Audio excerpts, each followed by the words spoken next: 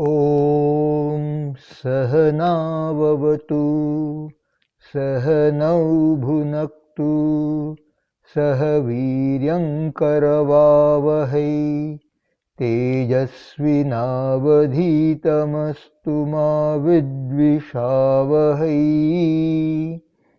ॐ शान्ति शान्ति शान्तिः.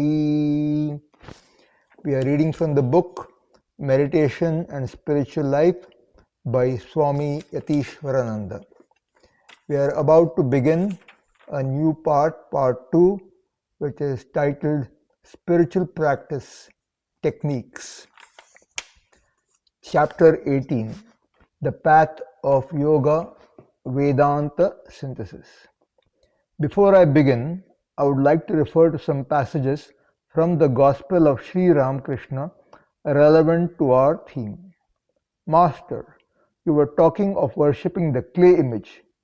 Even if the image is of clay, there is need for that sort of worship. God Himself has provided different forms of worship. He who is the Lord of the universe has arranged for all these forms to suit different men in different stages of life. M. Humbly. How, sir, may we fix our minds on God? Master. Repeat God's name and sing His glories, and keep holy company, and now and then visit God's devotees and holy men. The mind cannot dwell on God if it is immersed day and night in worldliness, in worldly duties and responsibilities. It is most necessary to go into solitude now and then and think of God. To fix the mind on God is very difficult in the beginning, unless one practices meditation in solitude. When a tree is young, it should be fenced all around, otherwise it may be destroyed by cattle. To meditate, you should withdraw within yourself or retire to a secluded corner or to the forest, and you should always discriminate between the real and the unreal. God alone is real, the eternal substance. All else is unreal, that is impermanent. By discriminating thus, one should shake off impermanent objects from the mind. M. Humbly. How ought we live? How should we live in this world? Master, do all your duties, but keep your mind on God. Live with all, with wife and children, father and mother, and serve them.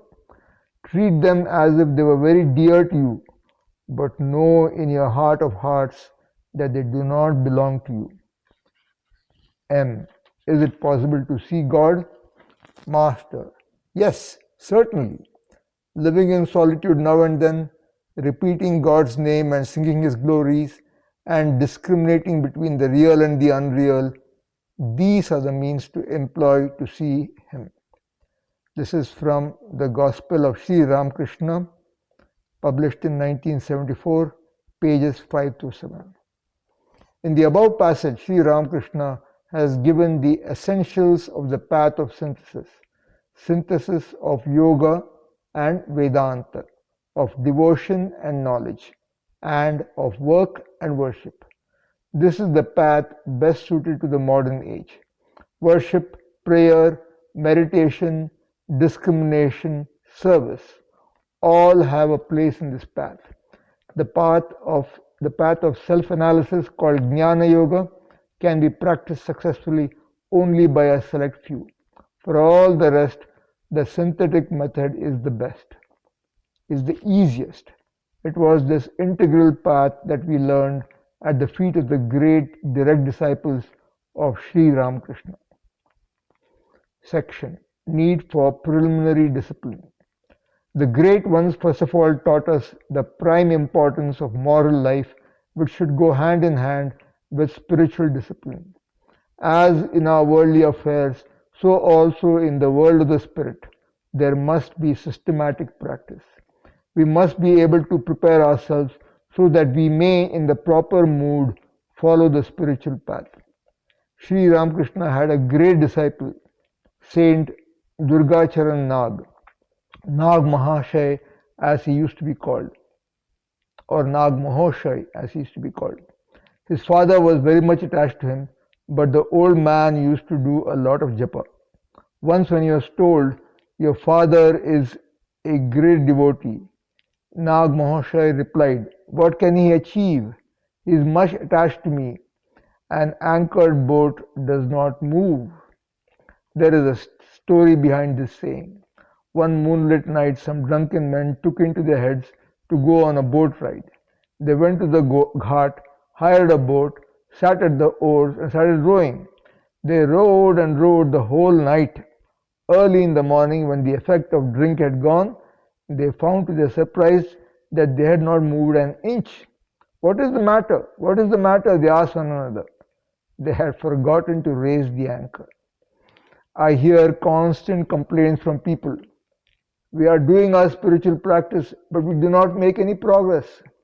The reply is here.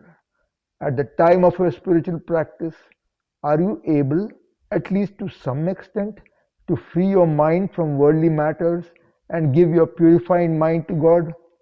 That is the point. We need training in all paths.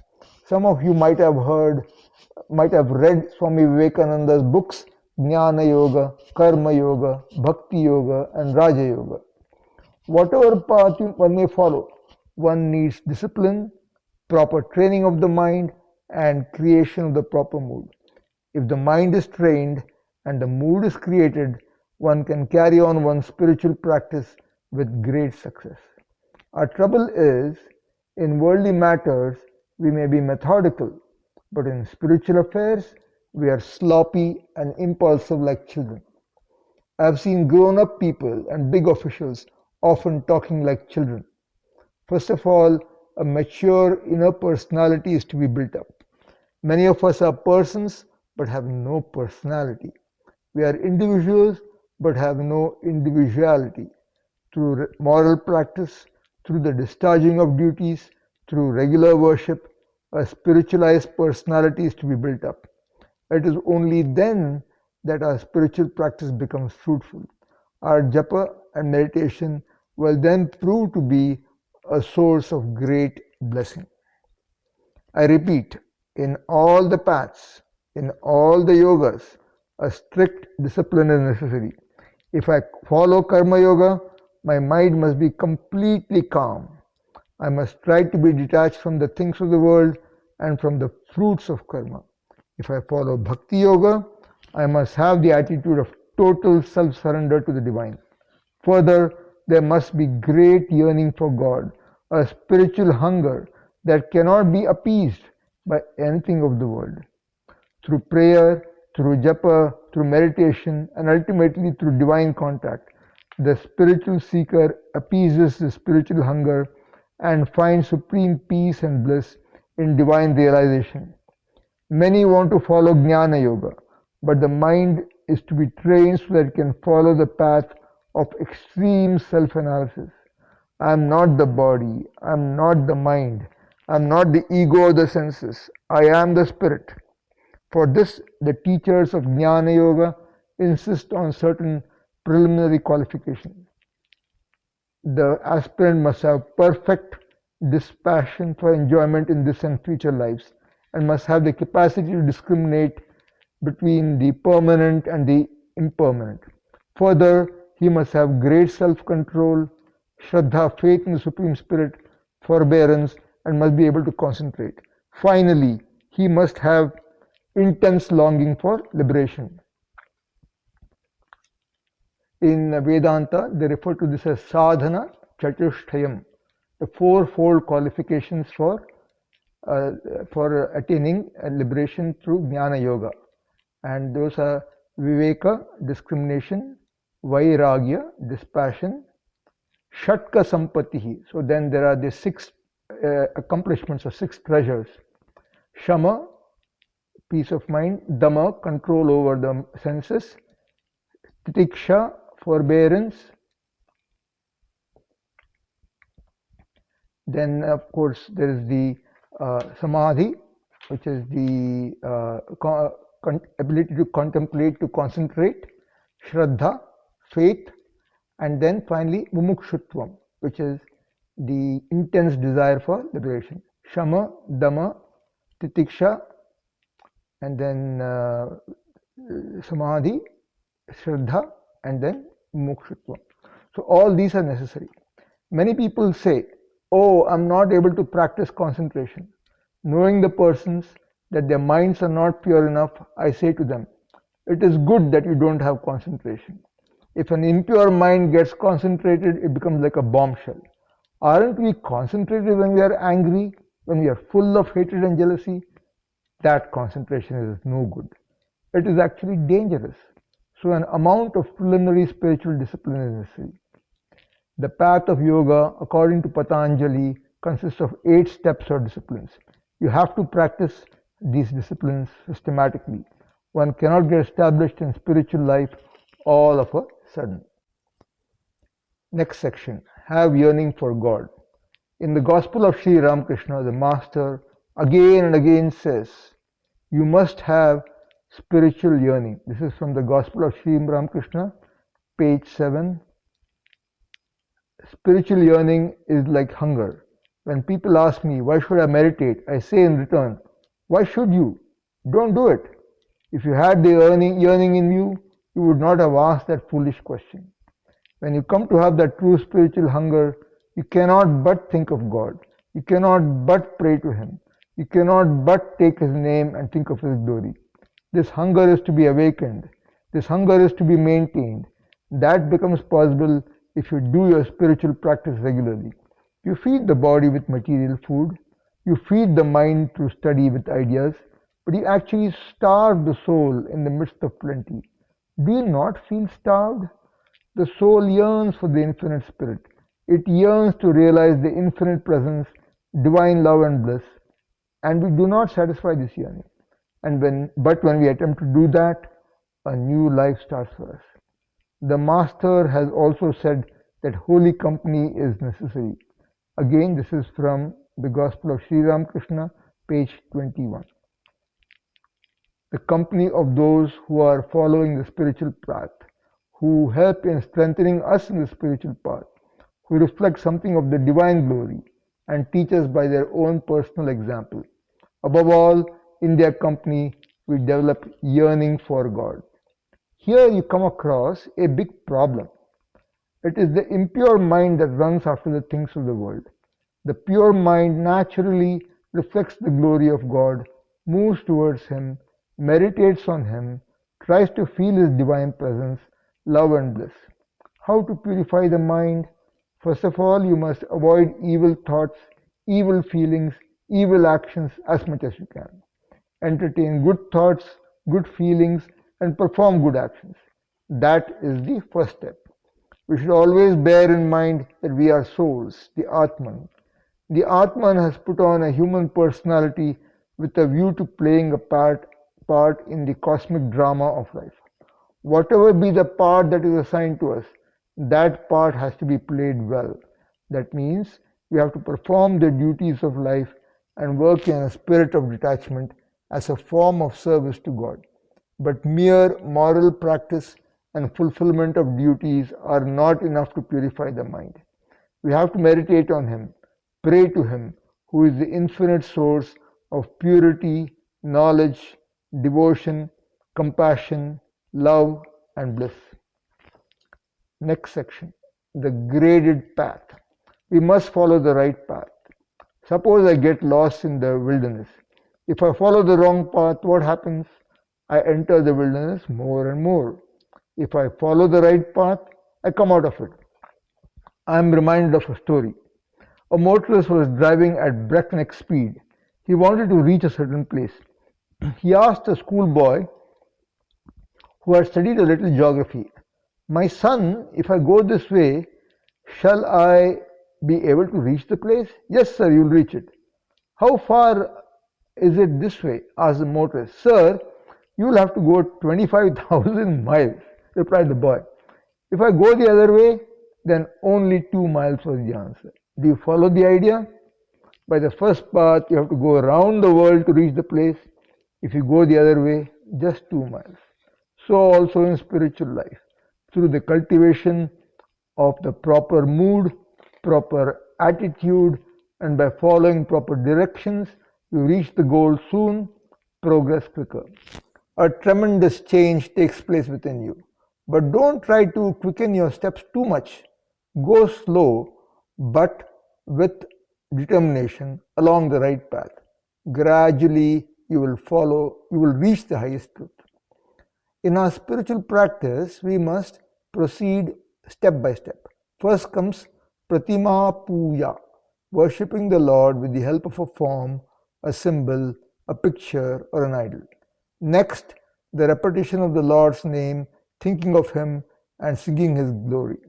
Later on, the mind gets a little absorbed. You feel the divine presence.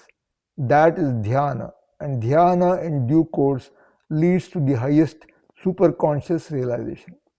In a parable of Sri Ramakrishna, a poor woodcutter is instructed to go forward, step by step, from the sandalwood forest to the silver mine, from there to the gold mine, and finally to the diamond mine.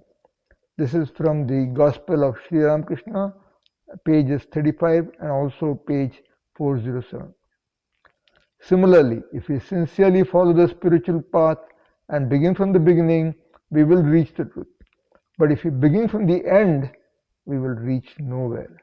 Some people want to practice Advaita Sadhana, spiritual discipline. I tell them, I know nothing about Advaita Sadhana. Go to some other teacher. But if you want to begin from the beginning, I can tell you something of it. First of all, begin with the form aspect of the divine.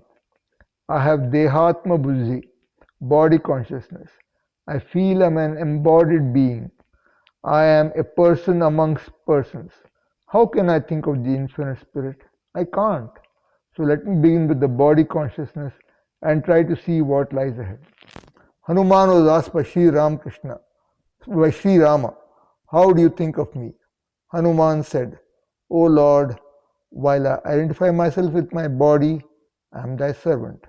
When I consider myself an individual soul, I am thy part. And when I look upon myself as a spirit, I am one with thee. This is my firm conviction. So there's a footnote here. The source of this popular verse is not definitely known. You can look at Swami Yatiswarananda, Universal Prayers, pages 238 and 239.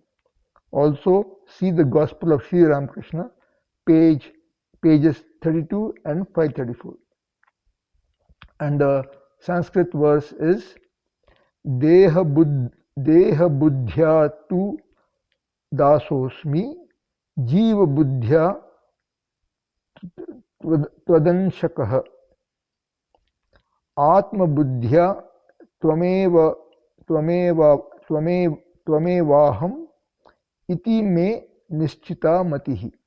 Deha buddhya tu dehosmi jiva buddhya tvadanshakah atma buddhya tvamevaham iti me nischita matihi.